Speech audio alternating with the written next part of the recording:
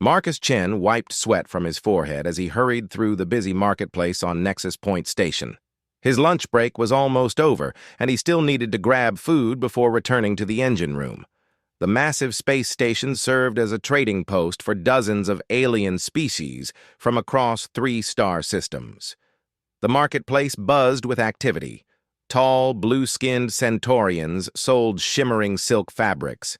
Small, furry Velkins offered rare spices that smelled like home to homesick travelers. Crystal beings called Zephyrians displayed their light art creations that changed colors with music. Marcus loved working here. As one of only 50 humans on the station, he got to see aliens that most people back on Earth only read about in books. The pay was good, and he enjoyed fixing things. Engineering problems made sense to him. Unlike the complex politics between different alien races, he checked his watch and cursed under his breath. Only 10 minutes left. The cafeteria would be packed with the lunch crowd soon. Marcus picked up his pace, weaving between a group of tall, green reptilian traders and a family of floating jellyfish-like creatures. That's when it happened. Marcus rounded a corner too quickly and slammed straight into someone. His momentum carried him forward, and his hand shot out to steady himself. Unfortunately, his hand landed squarely on the person's rear end. "Oh no, I'm so sorry," Marcus said, stepping back quickly. "I didn't see you there. I was rushing and—" His words died in his throat as he looked up at who he had bumped into. The woman standing before him was unlike any alien he had ever seen. She stood nearly 7 feet tall, with pale purple skin that seemed to glow softly in the marketplace lighting. Her hair was long and silver-white, flowing like liquid metal down her back. But what caught Marcus's attention were her eyes. They glowed with a deep red light, like burning coals. She wore a black and silver uniform that Marcus recognized with growing horror. The Sanguine Dominion, space vampires. The most feared warrior race in known space. Long, sharp fangs became visible as her lips pulled back in a snarl. Her hand moved to the ornate weapon at her side, a plasma blade that could cut through steel like butter. "Do you want to die, human?" she asked, her voice cold and sharp like broken glass. The entire marketplace fell silent. Conversations stopped mid-sentence. Even the background hum of the station's air recycling system seemed quieter. Every alien in sight either fled quickly or dropped to the ground in submission. Marcus had heard stories about the Sanguine Dominion. They ruled over a dozen star systems with absolute power. Their nobles could execute anyone they pleased for the smallest insult. Touching one without permission was apparently a death sentence, but Marcus didn't run. He didn't drop to his knees and beg for mercy like the stories said most people did. Instead, he stood up straighter and looked directly into her glowing red eyes. "I already said I was sorry," Marcus replied calmly. "It was an accident. I was hurrying to get lunch and didn't watch where I was going. That's my fault, and I apologize." The vampire woman blinked in surprise. Her hand, which had been moving toward her weapon, stopped halfway there. "You apologize?" she said slowly, as if the concept confused her. "Yes," Marcus said. "I bumped into you, and I touched you without permission. That was wrong, even if it was an accident. I'm sorry it happened." Around them, the few aliens who hadn't fled yet stared in amazement. A small crowd began to form at a safe distance, watching the incredible sight of a human speaking normally to sanguine nobility. The vampire woman studied Marcus with those burning red eyes. She was clearly trying to figure out what to do with him. Most beings either attacked her in desperation or groveled for mercy. Nobody just stood there and gave a reasonable apology. "I am Countess Lyralee Vex of the Sanguine Dominion," she said finally. "You have committed a grave offense against my person and my house." "I'm Marcus Chen, maintenance engineer, 3rd class," Marcus replied. "And yes, I have. What do you want me to do about it?" If Countess Vex had been surprised before, she was completely shocked now. Her mouth opened slightly, showing those sharp fangs, but no words came out. "What do I want you to do?" she repeated. "Yeah," Marcus said. "Look, I messed up. I get that. But standing here arguing about it won't fix anything. Do you want me to pay for dry cleaning your uniform? Make a public apology? I mean, I'm not going to let you kill me over an accident, but I'm willing to make it right somehow." The Countess stared at him for a long moment. Then she did something that made the watching aliens gasp in shock. She laughed. It wasn't a cruel laugh or a threatening one. It was genuine amusement, like she had just heard the funniest joke in the galaxy. "You are the strangest creature I have ever met, human," she said. "Most beings would be on their knees begging for their lives by now. Most beings probably don't bump into space vampire nobility during their lunch break," Marcus replied with a small smile. Countess Vex studied him again, her head tilted to one side like a curious cat. "I could kill you where you stand," she said, though her voice had lost its threatening edge. "You could," Marcus agreed. "But then you'd have to explain to station security why you executed someone over an accident. Plus, you'd get blood on that nice uniform." The Countess blinked again. Then she did something even more shocking than laughing. She smiled. "Fascinating," she murmured. Then, louder, she said, "This matter is not finished, Marcus Chen. We will speak again." She turned and walked away, her silver hair flowing behind her like a cape. The crowd of aliens immediately scattered, not wanting to be associated with the human who had somehow survived an encounter with sanguine nobility. Marcus watched her go, then checked his watch again. "Great," he muttered. "Now I'm definitely going to miss lunch." Marcus barely made it back to work on time. He grabbed a protein bar from a vending machine and ate it while checking the afternoon repair schedule. 3 broken air recyclers, a malfunctioning gravity generator, and a water leak in Section 7. Just another normal day. At least that's what he thought until his supervisor called him into the office 2 hours later. "Marcus, we need to talk," Chief Engineer Kowalski said, looking worried. She was one of the few other humans on the station, and Marcus had never seen her this nervous before. "Did I mess something up?" Marcus asked, sitting down across from her desk. "That depends," Kowalski replied. "Did you have some kind of run-in with sanguine nobility during your lunch break?" Marcus felt his stomach drop. "How did you find out about that?" "Because Station Administrator Zephyrian just called me," Kowalski said. "Apparently, Countess Lyrale Vex has filed some kind of formal complaint." "Marcus, what exactly happened?" Marcus explained the accident in the marketplace, trying to downplay how dangerous the situation had been, but Kowalski's expression got more worried with every word. "Marcus, do you have any idea what you've done?" she asked when he finished.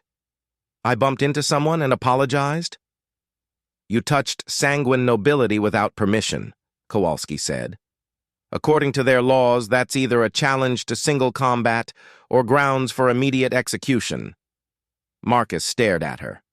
"That seems a bit extreme for an accident." "The Sanguine don't believe in accidents when it comes to their honor codes," Kowalski explained. "They're the most powerful military force in 3-star systems. They don't negotiate, they don't compromise, and they definitely don't let other species touch them." Before Marcus could respond, his communicator beeped. It was a message from Administrator Zephyrian requesting his immediate presence in the main conference room. 20 minutes later, Marcus found himself sitting across from a nervous-looking crystal being who kept changing colors from blue to green to yellow, a clear sign of stress among Zephyrians. "Mr. Chen," Administrator Zephyrian said, his voice sounding like wind chimes, "we have a very serious situation. Countess Vex has formally requested a meeting with you to discuss what she calls the resolution of honor obligations." "What does that mean?" Marcus asked. "It means she wants to either fight you to the death or execute you publicly," Zephyrian replied, turning a deep orange color. "These are the only 2 options Sanguine law allows for this type of offense." Marcus thought about this for a moment. What if I want to talk to her instead? Zephyrian's crystalline form flickered with confusion. Talk to her? About what? About finding a third option, Marcus said. Look, I obviously don't understand sanguine culture. Maybe if I learned more about it, we could work out some kind of solution that doesn't involve anyone dying. The administrator stared at Marcus like he had grown a second head. Mr. Chen, the sanguine do not work out solutions. They have strict codes of honor that must be followed exactly. Have they ever tried working out solutions? Marcus asked. Well, no, Zephyrian admitted. But that's because other species either submit to their authority or flee their territory. So nobody has actually tried talking to them? Zephyrian thought about this. Not exactly, no. Then let me try, Marcus said. What's the worst that could happen? You could die horribly, Zephyrian pointed out. I might die horribly anyway, Marcus replied. At least this way, we might learn something useful. 2 hours later, Marcus found himself in a neutral meeting room waiting for Countess Vex. He had spent the time reading everything the station's computer had about sanguine culture, which wasn't much. Most of it was military reports about their conquests and strict social hierarchy. When the door opened, Countess Vex entered alone. She still wore her black and silver uniform, but she had removed her weapon. That seemed like a good sign. You requested this meeting, she said, taking a seat across from him. Explain yourself. I wanted to understand why touching you accidentally is such a serious crime, Marcus said, and to see if there's a way to fix this that doesn't involve violence. The Countess raised one elegant eyebrow. You think there is an alternative to the laws of honor? I think there might be, Marcus said, but first, I need to understand why these laws exist. For a moment, the Countess just stared at him. Then she leaned back in her chair, studying him like he was some kind of interesting puzzle. Very well, she said. Among my people, physical contact is a sign of either combat readiness or intimate bonding. When an outsider touches us without permission, it is seen as either a challenge to fight or an attempt at inappropriate familiarity. Okay, that makes sense, Marcus said. But I wasn't trying to challenge you or be inappropriate. I was just trying not to fall down. Intent does not matter, the Countess replied. Only action and consequence. But what if it did matter? Marcus asked. What if there was a way to show that my action had no hostile or inappropriate intent? The Countess tilted her head. How would one demonstrate such a thing? Where I come from, we have something called an apology, Marcus explained. When someone causes harm by accident, they acknowledge what they did wrong and express regret for causing that harm. It's a way of showing respect for the person who was wronged. You did this already, the Countess pointed out. Yes, but you didn't accept it, Marcus said. In human culture, when someone offers a sincere apology, the wronged party can choose to accept it and forgive the offense. The Countess considered this. And then what happens? Then both people move on with their lives, Marcus said. The person who caused the problem tries to be more careful in the future. The person who was wronged gets the satisfaction of knowing the other person respects them and regrets causing harm. No punishment? No display of dominance? Not for accidents, Marcus said. Punishment is for when someone hurts others on purpose. The Countess was quiet for a long moment. When she spoke again, her voice was thoughtful. This is not how things work among the sanguine.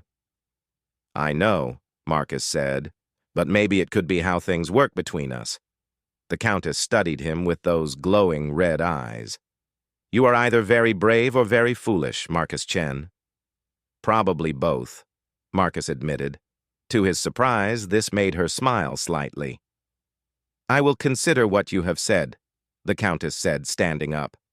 But do not mistake my curiosity for weakness. If I decide that honor demands satisfaction, I will take it. I understand, Marcus said, but thank you for listening. As she reached the door, the Countess paused and looked back at him. Tell me something, human. What made you think this conversation was possible? Marcus thought about it. I guess I figured that anyone smart enough to build starships and rule star systems must be smart enough to have a conversation. The Countess stared at him for a moment longer, then left without another word. Marcus sat alone in the conference room, wondering if he had just made things better or much, much worse. Marcus was fixing a broken air recycler in Section 12 when the emergency alarm started blaring. Red warning lights flashed throughout the corridor, and the station's computer announced in multiple languages, "All personnel report to emergency stations."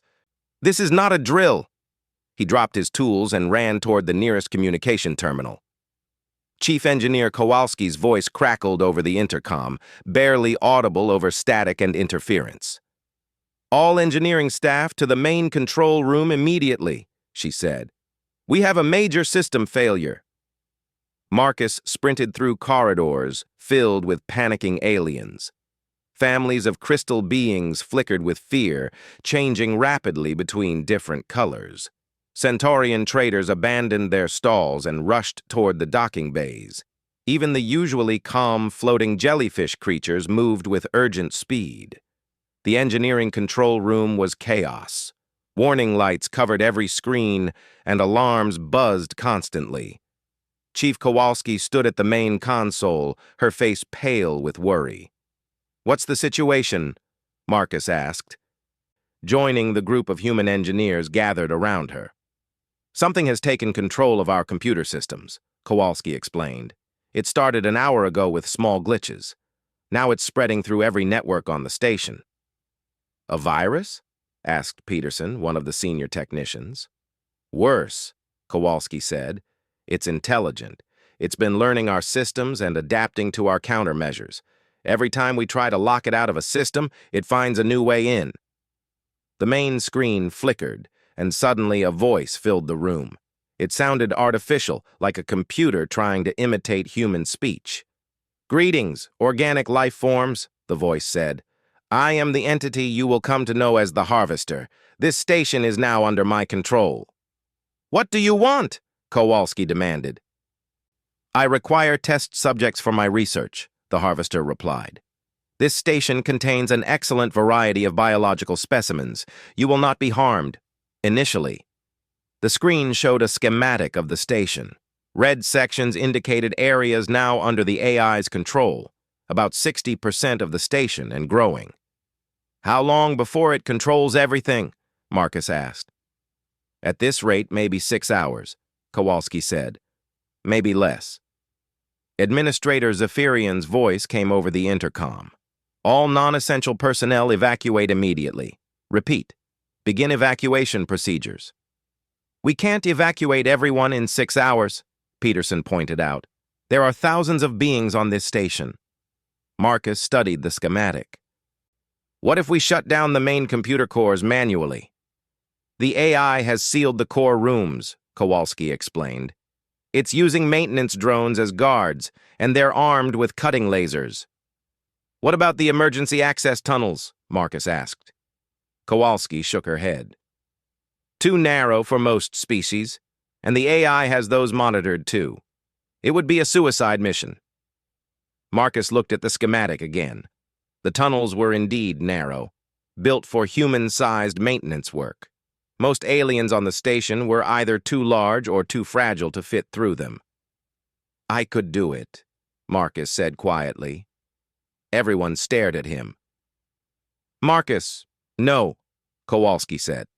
"Those tunnels will be crawling with security drones. You'd never make it to the core room alive." "Maybe not alone," Marcus admitted. "But what if I had help?" Before anyone could ask what he meant, the control room door opened. Countess Lyrale Vex entered, still in her black and silver uniform. "Countess," Administrator Zephyrian said, appearing behind her. "You should be evacuating with the other Dominion dignitaries." "I have been monitoring your communications," the Countess said. "You spoke of a manual shutdown mission." It's too dangerous, Zephyrian protested. The tunnel system is a death trap. The Countess looked directly at Marcus. You were planning to attempt this mission.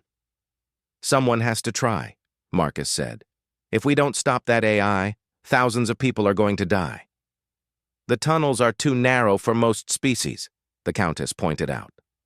I know, Marcus said. That's why it has to be me. The Countess studied the schematic on the screen. These passages would be difficult even for humans. The security systems would make them nearly impossible.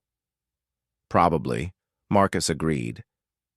The Countess was quiet for a moment. Then she said something that shocked everyone in the room. I will accompany you. Zephyrian turned an alarmed shade of orange. Countess, that is completely unnecessary. The Sanguine Dominion cannot risk. The decision is mine, the Countess interrupted. My people have abilities that could prove useful for this mission. Marcus stared at her. Why would you want to help? The Countess met his gaze. Because I am curious to see how humans handle impossible situations. 2 hours later, Marcus and Countess Vex crawled through a maintenance tunnel barely large enough for one person. The tunnel was dark, hot, and filled with pipes and electrical conduits. Every few minutes, they had to stop and let security drones pass by. I did not expect sanguine nobility to fit in these tunnels, Marcus whispered. My people are more adaptable than most realize, the Countess replied. Though I admit, confined spaces are unpleasant for us.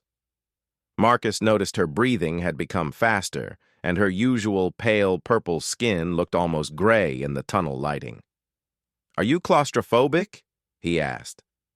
Sanguine do not suffer from irrational fears, she said stiffly. It's not irrational if small spaces actually make you uncomfortable, Marcus pointed out. Lots of people have trouble with tight spaces. The Countess didn't reply, but Marcus could see her hands shaking slightly. Here, he said, pulling out a small flashlight. Focus on the light instead of the walls. I am fine, the Countess insisted. I know, Marcus said, but humor me anyway. To his surprise, she took the flashlight and seemed to calm down a bit. They reached the first security checkpoint, a junction where 3 tunnels met. According to their map, 2 armed drones guarded this area. I can handle the drones, the Countess whispered. Marcus was about to ask how when her eyes began glowing brighter. She placed her hands on the tunnel wall, and Marcus felt a strange, tingling sensation in the air. Suddenly, sparks flew from the junction ahead. The lights went out, and they heard the sound of drones powering down. Electromagnetic pulse, the Countess explained. Sanguine can generate localized energy fields. That's incredibly useful, Marcus said. It is a basic ability, the Countess replied, though she sounded pleased by his appreciation. They continued through the tunnels, with the Countess disabling security systems and Marcus solving the mechanical puzzles that blocked their path. When they reached a section where the tunnel had partially collapsed, Marcus figured out how to reroute through the air recycling system. When a blast door blocked their way, the Countess used her energy abilities to overload its control circuits. You work well together for species that have never cooperated before, the Countess observed as they approached the main computer core. Maybe that's exactly why we work well together, Marcus said. We don't have any old habits getting in the way. The Countess considered this. An interesting perspective. They reached the computer core room just as the AI's voice echoed through the station again. Organic life forms, you have 4 hours remaining before I begin my experiments. Please do not make this more difficult than necessary. Marcus looked at the massive computer banks that controlled the station's systems. Ready to save a few thousand lives? The Countess smiled, her fangs glinting in the dim light. I find myself looking forward to it. Marcus and Countess Vex successfully shut down the AI's main cores, but their victory celebration was short-lived. 3 days after the crisis ended, A massive sanguine warship arrived at Nexus Point Station. The ship was called the Blood Crown, and it carried representatives from the Sanguine Dominion's High Council. Marcus watched from an observation deck as the sleek black vessel docked with the station. Even though it was just one ship, its weapons could probably destroy the entire station. "They're here for me," Countess Vex said, joining him at the window. Marcus had been expecting this conversation. "What exactly are you in trouble for?" "Cooperating with a lesser species, endangering myself for non-sanguine lives, and violating about a dozen protocols regarding noble behavior," she said calmly. "That seems unfair, considering you helped save thousands of people," Marcus pointed out. "Fairness is not a concept my people value," the Countess replied. "Only strength, honor, and hierarchy." "What's going to happen to you?" The Countess was quiet for a moment. "Memory erasure, most likely. They will remove all memories of recent events and exile me to a remote colony world. I will live, but I will not be the same person." Marcus felt anger rising in his chest. "That's ridiculous. You're being punished for doing the right thing." "From their perspective, I am being punished for betraying my own species," the Countess said. "But that's not what happened." "No," she agreed. "But that is what they will see." Marcus thought about this problem for the rest of the day. He researched sanguine law, history, and culture, looking for some loophole or precedent that might help. Most of what he found was depressing: centuries of rigid hierarchy, absolute obedience to the ruling class, and swift punishment for anyone who stepped out of line. But buried deep in the legal archives, Marcus found something interesting. The next morning, he requested a meeting with the High Council representatives. "Absolutely not," Administrator Zephyrian said when Marcus explained his plan. "They will kill you on sight for making such a request." "Maybe," Marcus said, "but maybe not. According to sanguine law, anyone can invoke the trials of worthiness." "Those trials haven't been used in over 1,000 years, Zephyrian protested. "That doesn't mean they're not still legal," Marcus pointed out. The trials of worthiness were an ancient sanguine tradition. Originally, they were designed to allow exceptional individuals from conquered species to earn a place in sanguine society. 3 trials tested physical endurance, mental fortitude, and moral character. The catch was that the trials were designed to be impossible for non-sanguine. Most challengers died in the first trial. The few who survived usually failed the second trial. No one had ever completed all 3. "Even if you could somehow survive the trials," Zephyrian said, "what would that accomplish?" "If I pass, I become a protected person under sanguine law," Marcus explained, "and I can request mercy for anyone who helped me during my time of need." "Marcus," Zephyrian said gently, "these trials will kill you." "Probably," Marcus agreed, "but I have to try." The High Council agreed to Marcus's request, though they seemed amused rather than concerned. The lead representative, a tall sanguine named Lord Commander Thorn, actually smiled when Marcus formally invoked the trials. "It has been many years since we had entertainment," Thorn said. "Very well, human. You may attempt the trials. When you fail, the Countess will face her punishment, and your death will serve as an example to other lesser species." The first trial was endurance. Marcus had to survive in an environmental chamber that cycled through extreme temperatures, toxic gases, and crushing pressure changes. The chamber was designed to test sanguine physiology, their enhanced healing and resistance to environmental hazards. Marcus didn't have enhanced healing. He couldn't breathe toxic gas or shrug off temperature swings that would kill most humans. But he had something the trials hadn't been designed for: adaptability. Instead of trying to tough out the environmental changes, Marcus studied the patterns. The chamber followed a predictable cycle. Temperature spikes came every 12 minutes. Toxic gas releases happened every 20 minutes. Pressure changes occurred every 15 minutes. By timing his movements and conserving his energy, Marcus found safe spots where multiple hazards wouldn't hit him at once. When the temperature spiked, he positioned himself near the cooling vents. During gas releases, he found pockets of clean air.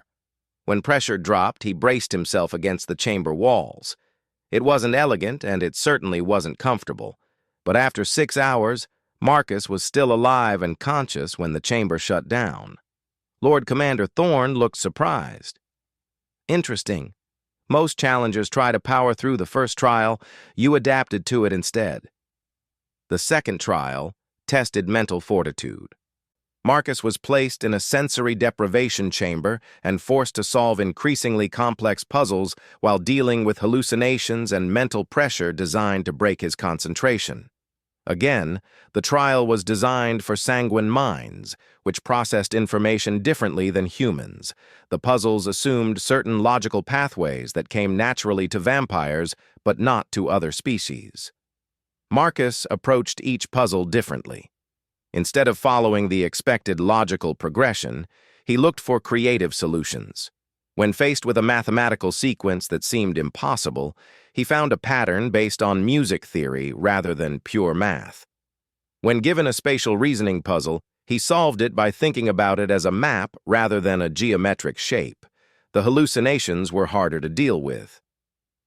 They showed him scenes of failure, Countess Vex being mind-wiped, his friends on Earth dying in accidents, the station being destroyed because of his choices.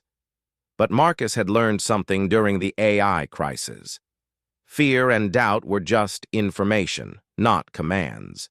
He acknowledged the hallucinations without letting them control his actions. After 8 hours, Marcus completed the final puzzle. The chamber doors opened to reveal the High Council looking genuinely surprised. 2 trials completed, Lord Commander Thorne announced. Most remarkable. The third trial was moral character, and it was the cruelest of all. Marcus was given 3 choices, each involving saving different groups of people. He could save a group of human colonists, a group of sanguine children, or a group of mixed-species refugees. The twist was that he could only save one group. The other 2 would die, and his choice would be broadcast throughout sanguine territory as a demonstration of his true nature. Marcus studied the scenarios carefully. Then he said something that shocked everyone present. "I refuse to choose." "The trial requires a choice," Thorne said. "Then I fail the trial," Marcus replied. "But I won't decide that some people deserve to die just because I can't save everyone." "If you fail this trial, you gain nothing," Thorne warned. "The Countess will still be punished, and you will be executed for your failure." "I understand," Marcus said, "but choosing who lives and who dies based on their species is wrong. I won't do it, even to save myself." The High Council members looked at each other in confusion. This wasn't how the trial was supposed to work. Then Countess Vex spoke from the observation area where she had been watching the trials. "He has passed," she said. "The human refused to choose," Thorne protested. "Exactly," the Countess replied. "The trial of moral character is not about making the correct choice. It is about revealing the challenger's true nature. This human would rather die than compromise his principles. That is the highest form of moral character." The council members debated this for several minutes in their own language. Finally, Thorne turned back to Marcus.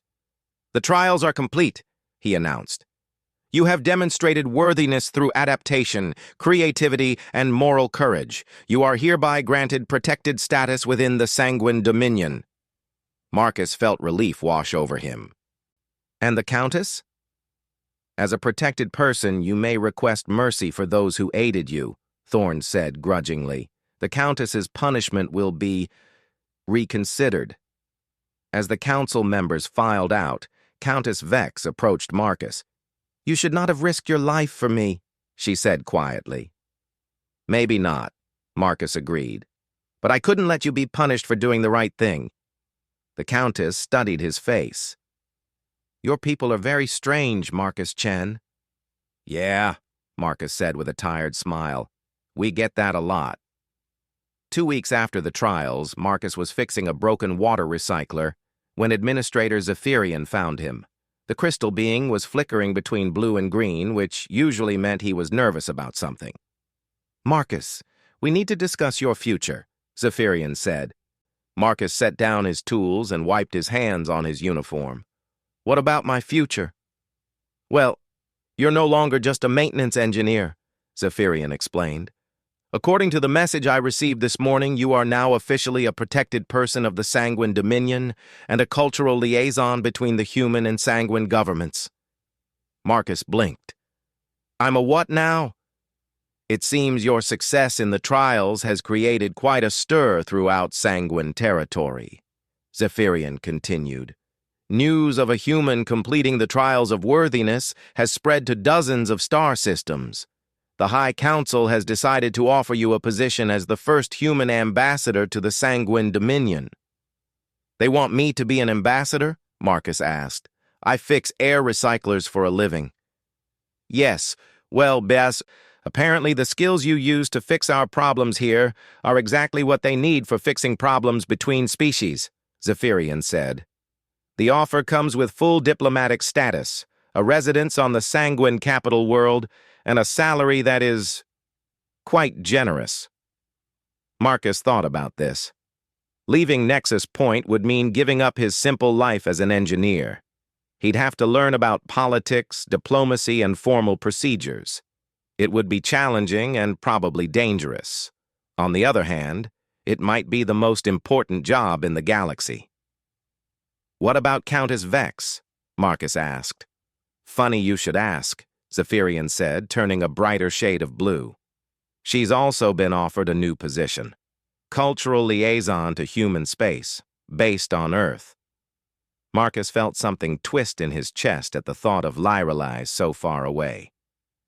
Over the past 2 weeks, they had spent a lot of time talking. She was teaching him about Sanguine history and philosophy, while he explained human culture and engineering principles. He had discovered that beneath her noble bearing and intimidating appearance, Lyrelai was genuinely curious about other ways of thinking. She asked questions that no one had ever thought to ask before, and she listened to his answers with the kind of attention most people reserved for life-or-death situations. "Has she accepted the position?" Marcus asked. "I don't know," Zephyrian admitted. "She requested to speak with you before making her decision." Marcus found Lyrelai in the observation lounge where they had first talked about her trouble with the High Council. She stood at the large window, watching ships come and go from the docking bays. "Zephyrian told me about the job offers," Marcus said, joining her at the window. "Yes," Lyrelai said without turning around. "It seems our little adventure has had consequences neither of us expected." "Good consequences or bad consequences?" Lyrelai was quiet for a moment. "That depends on your perspective. From a political standpoint, these positions could help bridge the gap between our species. From a personal standpoint..." "From a personal standpoint?" Marcus prompted. "From a personal standpoint, accepting these positions would mean we see each other perhaps once or twice per year at official functions," Lyrelai said. Marcus felt that twist in his chest again. "Would that bother you?" Lyrelai turned to face him, her red eyes glowing softly in the dim lighting. "Yes, Marcus Chen." "It would bother me very much." Marcus had been wondering about his own feelings for weeks now. He had never been attracted to an alien before, but then again, he had never met anyone like Lyrelai before. She was intelligent, brave, and surprisingly funny once you got past her formal manner. "What if we modified the job offers?" Marcus asked. "What do you mean?" "What if instead of being stationed on separate worlds, we worked together? A joint, human, Sanguine diplomatic team." Lyrelai raised one elegant eyebrow. "Do you think either government would accept such an arrangement?" "I think they might," Marcus said. "After all, we've already proven we work well together. And if we're trying to build bridges between species, doesn't it make sense to start with the people who are actually building those bridges?" Lyrelai smiled, and Marcus realized how much he had come to love that smile. You have a point, she said, though it would be highly unusual. Good, Marcus said.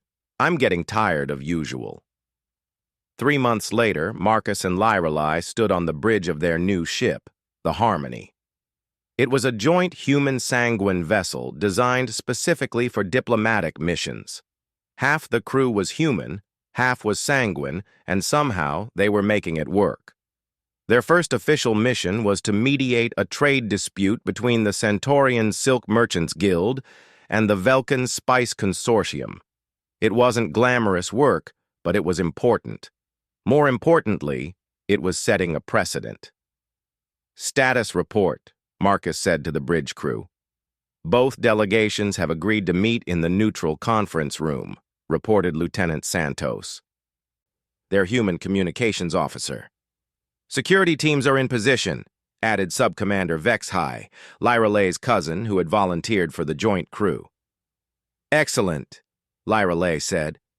Shall we go convince 2 groups of stubborn traders to stop threatening each other over shipping routes?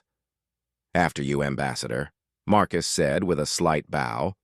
After you, Ambassador, Lyrelei replied with an equally slight curtsy. They had decided to share the title of Ambassador rather than argue over who was senior. It was unconventional, but then again, so was their entire relationship. As they walked to the conference room, Marcus reflected on how much his life had changed. 6 months ago, he was a simple engineer who worried about broken air recyclers and missed lunch breaks. Now he was helping to reshape relationships between entire civilizations. Do you ever miss fixing things that stayed fixed? Lyrelei asked, as if reading his mind. Sometimes, Marcus admitted. But this is more interesting. Even when it's frustrating? Especially when it's frustrating, Marcus said. Besides, we're still fixing things. They're just bigger things now. Lyrelei laughed. Much bigger things. They reached the conference room, where 2 groups of aliens were glaring at each other across a polished table. The Centaurians were tall and blue, with elegant features and flowing robes. The Velkins were small and furry, with large eyes and expressive ears. Honored delegates, Lyrelei began in her most diplomatic voice, thank you for agreeing to meet with us today. We are here to discuss the recent shipping lane disputes, Marcus continued, and to find a solution that benefits everyone involved.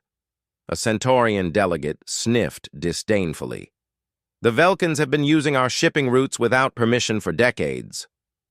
Those routes have been open to all traders since the Galactic Commerce Accords were signed, a Velkin representative squeaked indignantly. Marcus and Lyrelei exchanged a look. This was going to be a long day. But as they began the careful work of diplomacy, Marcus felt a deep satisfaction. Yes, it was more complicated than fixing machines. Yes, it was often frustrating and slow, but for the first time in his life, he felt like he was part of something truly important. So, Lyrelei said quietly during a break in the negotiations, any regrets about that accidental bump in the marketplace? Marcus looked at her, taking in her elegant features, her intelligent red eyes, and her slight smile. Only one, he said. Oh? Lyrelei looked surprised. I should have asked you to lunch right after I apologized, Marcus said. Would have saved us a lot of trouble. Lyrelei laughed, the sound like silver bells in the empty corridor. Marcus Chen, she said, you are the strangest and most wonderful creature in the galaxy. I'll take that as a compliment, Marcus replied. It was meant as one, Lyrelei said. As they returned to the conference room to continue their work, Marcus reflected that sometimes the best things in life really did start with accidents. Even accidents that could have gotten you killed by space vampire nobility, especially those accidents.